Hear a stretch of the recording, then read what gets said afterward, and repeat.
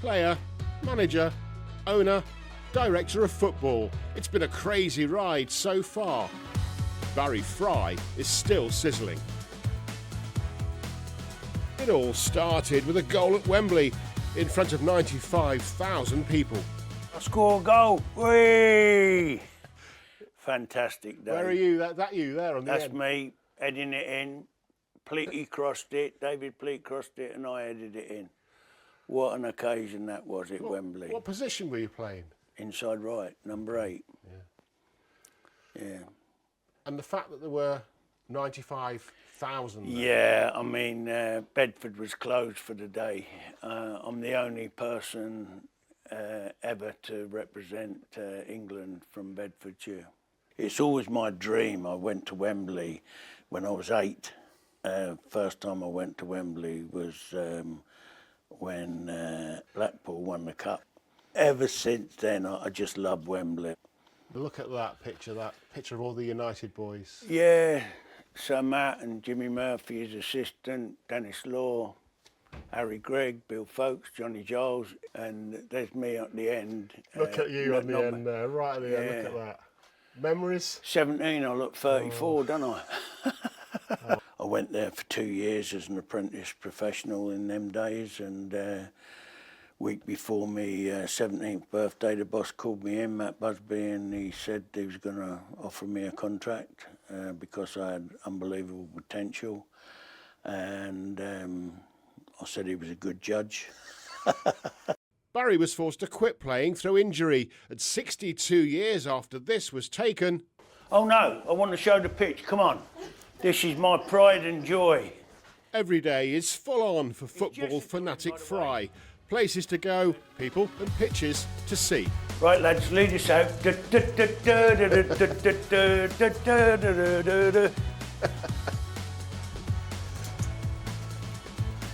My beloved Posh, can you do burger, chips and beans? There's Basil Brush. How are you? I'm good, thank you. Lovely to see you. How do I get me emails that I've lost? He needs to get back in, doesn't he? Yeah, he does without that.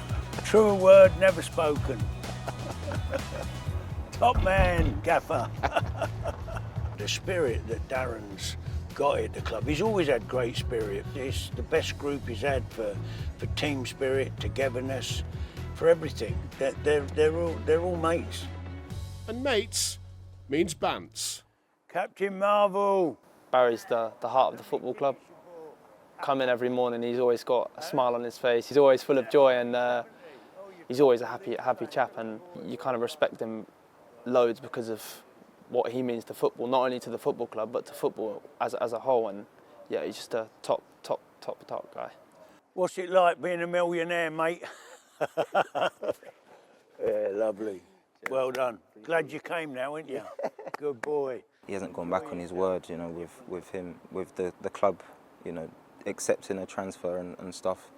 So, you know, it showed that it's a club that, you know, find the players in the lower leagues and, you know, help them develop and you know, sell them to top clubs. It's been really, really good. I've loved working with being around Barry. Seeing him day to day, he goes on his walks around the training ground every morning and, yeah, says hello, and he's always a good crack with the boys. I'm told by your teammates that you do a pretty decent impression of Barry Fry, is that right? I've been told it's all right, to be fair. They tell me to do it a few times around the training ground, so it's all right. When he comes into the dressing room or walks into a room, apparently as soon as he leaves, you're in with it. Yeah, I can see them giving me the look then. Go on, give us a bit now. Go on then, give us a bit. What shall I say? That Ricky J. Jones on the wing, absolutely class, works hard, plays for the Borough, up the Borough, come on. I'll give him a really right good hander. Barry Fry. Does he? Oh, okay. I'll forgive him then. I don't It's mind all at done with affection. Yeah, I don't mind. I have a great banter with the lads. They're fantastic. They keep an old man like me very happy. Yeah, it's been an early start. Went to the training ground at first, seen the boys off. Done a bit of business at the stadium. And then I'm here to watch the under-21s.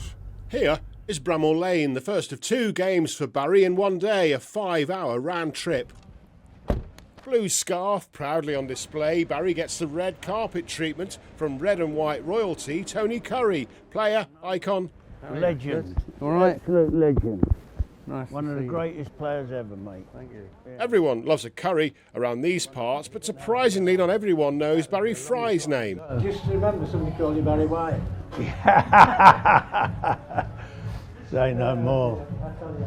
Fry's first, last, everything is football.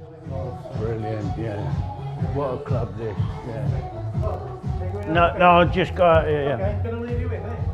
Yeah, leave me with it, no problem. Thank you. His under-21 side at Bramall Lane includes a couple of trialists and one of Barry's newest and potentially best deals, striker Pemi Anderoju. Signed from non-league football, Fry says he's a good lad and a great prospect who could climb to the very top. He is already featured in the first team. Pemi, if you can't play on that, you can't play on anything. Yeah, enjoy it, mate. God Such young talent makes Barry purr. Hey, So does a bargain. I'm still fat and happy. Here's the story of how Barry found Pemi at Biggleswade. Brilliant, isn't it? Quality. Sometimes you come to games and somebody catches your eye and you get a great kid out of nothing, which is what's happened earlier on in the season. When I went to Bedford Town and they weren't playing, Biggleswade was sharing the ground and the centre forward scored one and made one, different class. I went in the boardroom, said, I fancy your centre forward. He said, yep. He's only played 11 games and he's got 10 goals or something. So he come in for a fortnight, showed the gaffer what he can do. Gaffer was impressed. He's got 10 goals in the under-21s and he's starring every week. He's only 19 and he's going to be one hell of a player. The next on the production line. Meanwhile, back at Sheffield United, Barry has no time to deal with phone calls. And guess what his ringtone is?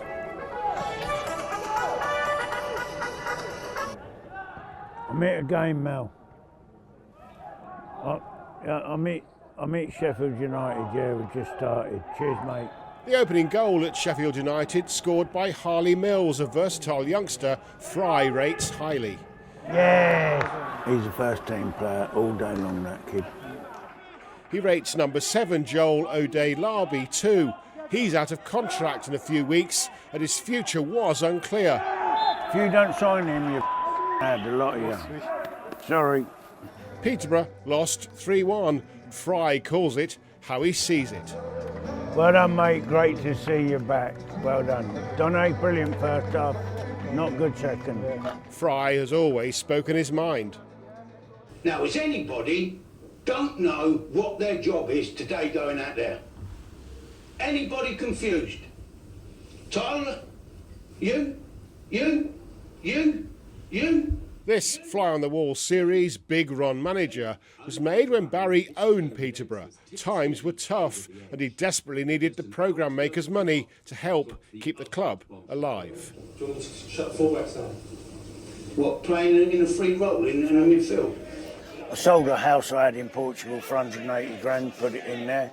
Took a second mortgage out for 300 grand, put it into the club. Took my pension out early, put it into the club. Took the deeds of my mother-in-law's house to Barclays Bank to give me an overdraft. Had a testimonial against Sir Alex. He fetched his full first team. Marvellous, 284 grand, put it in the club. Got Big Ron, Sky manager. He came in, paid us 150 grand a month for 4 months for the thing, and that's what kept us alive. My hero who saved my life. Because of that Big Ron manager on Sky that got an award, Darren McCanton, he sat in Spain with his dad, sees the television, he went, that bloke's in trouble, he needs my help. So he came over and bought the club off me.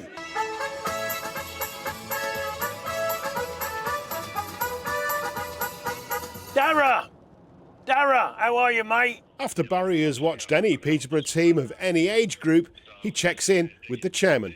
The midfielder, man. It's a very simple question for you. He's 21 now, isn't he? 22. You know, is he going to get into a first 11 that passes the ball 500-600 times a game with 60% possession? And has he got progressive passing inside of him? Is he a 6? Is he an 8? That's what I keep asking everyone. This is my boss's office. As you can see, he's a Liverpool fanatic.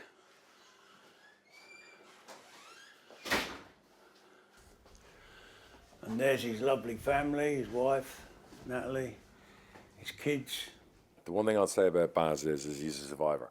Regardless whether it's me or anyone else that come along, he'd have absolutely been fine. He's a survivor and he thrives. He thrives on chaos. He thrives on working in football. He's 79, but he's really 49. Darren, you in here. There must have been some meetings. Oh yeah, we have big arguments sometimes. Big arguments. Yeah.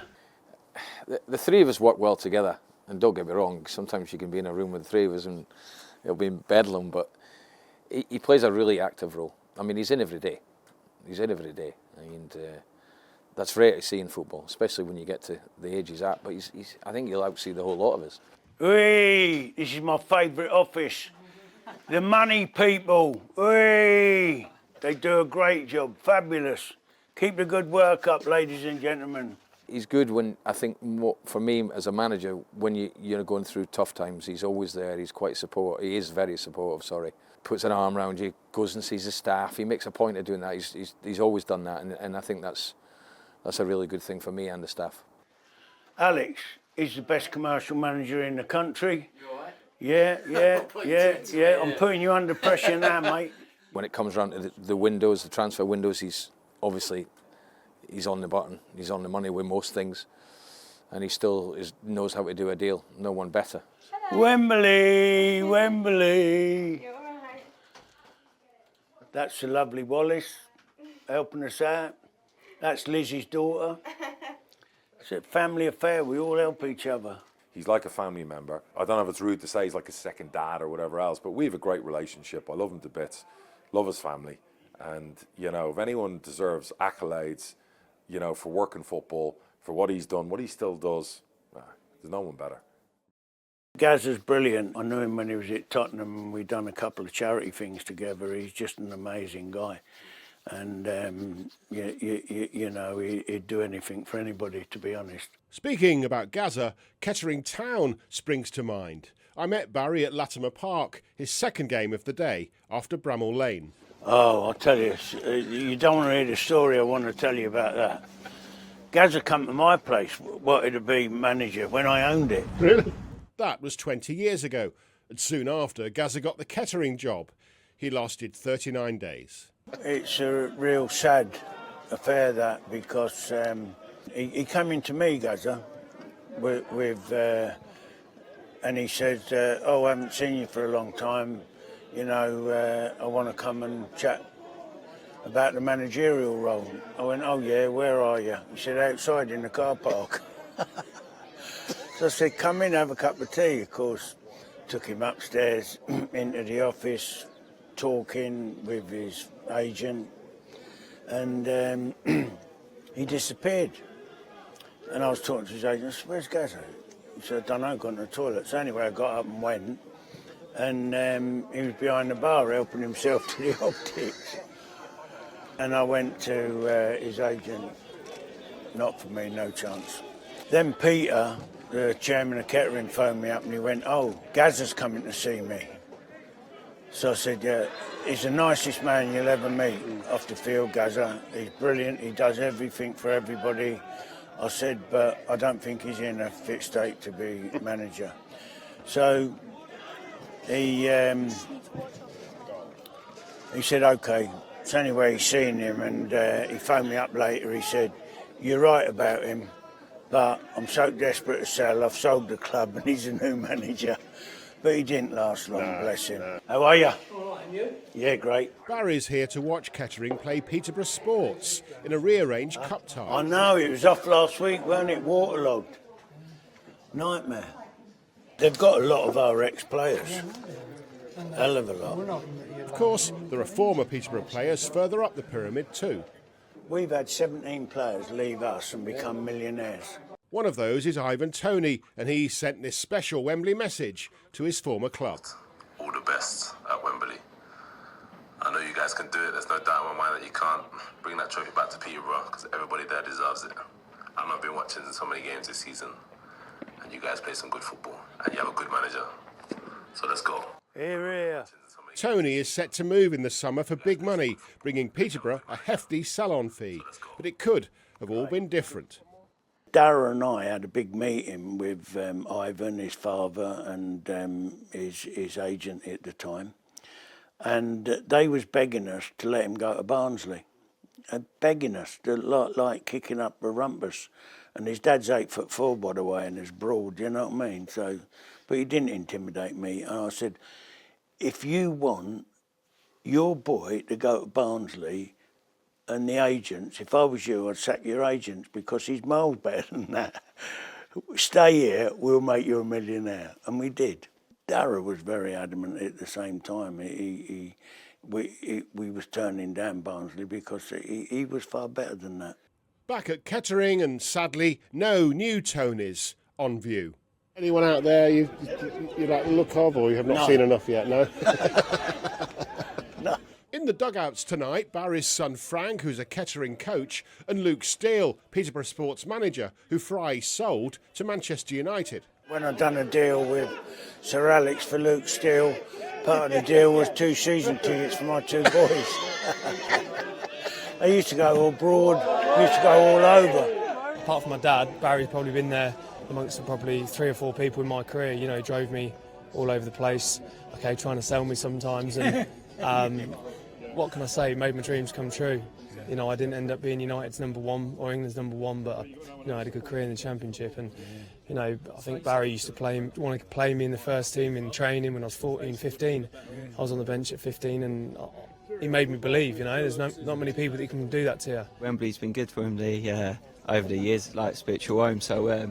Really happy for him to get to go there again, especially on his birthday, so great occasion for him. It is his birthday as well, you couldn't write it, could you? No, it's superb. It's has almost been like a spiritual home for him throughout the years, so it's nice, quite fitting that he gets to go back there again. Luke Steele's move to Old Trafford didn't go as well as hoped because of injury, and even less successful was another piece of Fry business in Manchester, his attempt to sell his beloved posh number plate. The first day I took over at Posh, I had a phone call from a garage in Dunstable to say they got a number plate, POS 11. So I said, put a dot in the middle and make it Posh, and I'll buy it. Cost me $4,000. When I went to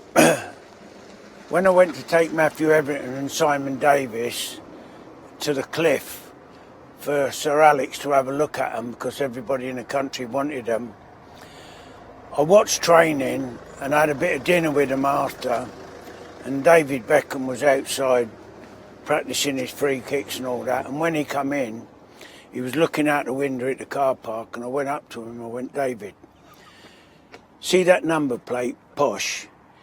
If you're struggling for a present for Victoria, I'll sell you it. And he turned around and said, Victoria doesn't like the name Posh.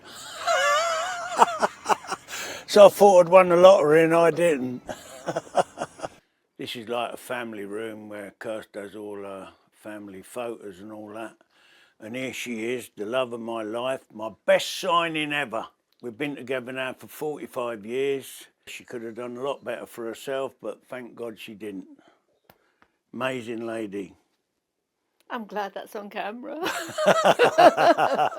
She always said to me that she loves me so much she'd live in a tent down the river. She don't know how close she come when I own Peterborough, I tell you. Yeah, but it was pink and fur lined. Yeah. But she's been so supportive, you know, in really 3 or 4 o'clock in the morning I was up, she was there. She believed in me when I didn't even believe in myself. She's my rock. Wouldn't have done it without you. God bless you. Very lovely man. Sometimes when we get home on a Saturday night, we put the kettle on to make a cup of tea, we put the music on, and my wife and I dance in the kitchen for a couple of hours.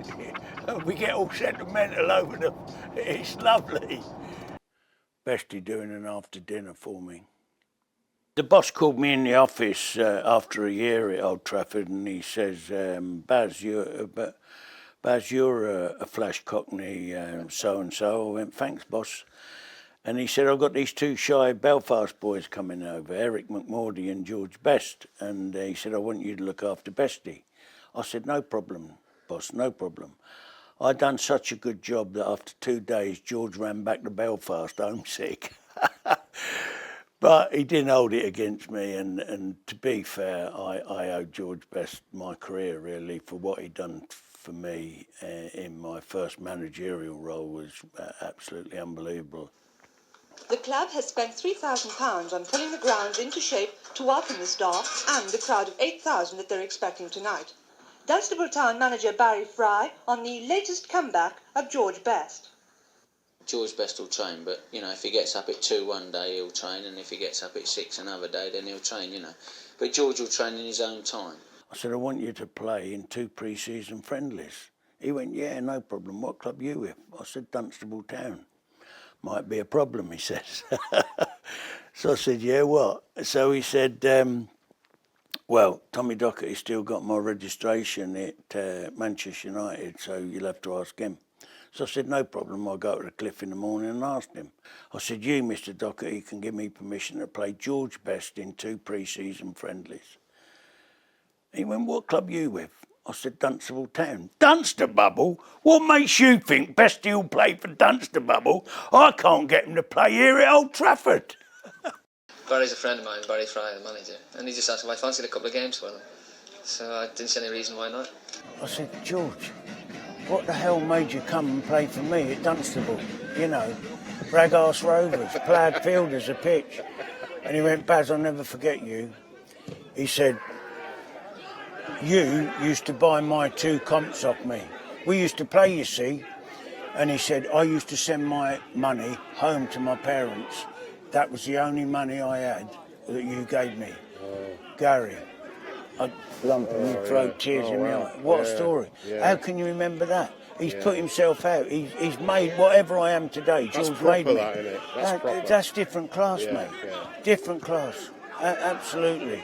Yeah, So, I love the man. Yeah. Brilliant. God bless him. Get a bit upset there, Barry. Yeah.